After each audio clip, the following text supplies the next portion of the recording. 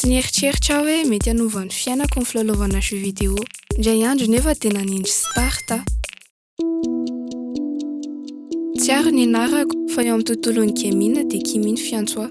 17 taona no nahafantatra jeux vidéo voalohany, izany hoe tamin'ny fotoanan'ny Covid. Ary tekena amin'izao no manampy anahy hamoaka ny ato anatiko satria izaho sary kenatra. Tena tiako ny milalao fa tsy ampy fiofanana sy fanazarantena dia teo Orange niditra an-tsehatra. Nisy fifaninanana nikarakarain'ny Orange dia nandray anjara.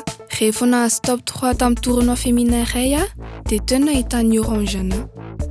Tamin'izay avy nalala ny fisian'ny salle e-sport manokana tao amin'ny Orange Digital Center ary tao koa ny niona tamin'ny Anita izay nanome malalaka ny salle e-sport anaovako fanazarantena, fitaovana ilalaovana ary indrindra fahatokisana. Noho izay fiarahana tamin'ny Orange izay dia afaka nandray anjara tamin'ny fifaninanana iraisam-pirenena Kenya, Congo, France ary nahazo loka maro.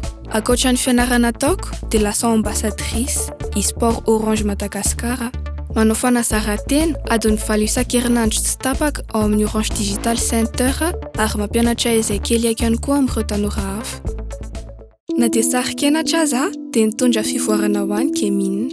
Ankehitriny mahatsiaro matoky tena kokoa mahazo aina rehefa miresaka sy mifandray amin'olona ary nahazo namana be dia be. Nanampy ihany jeux vidéo hifeny fihetsem-poko ary Orange kosa nanampy ahitany toerako sy ny lalako. Orange, eo anilanao.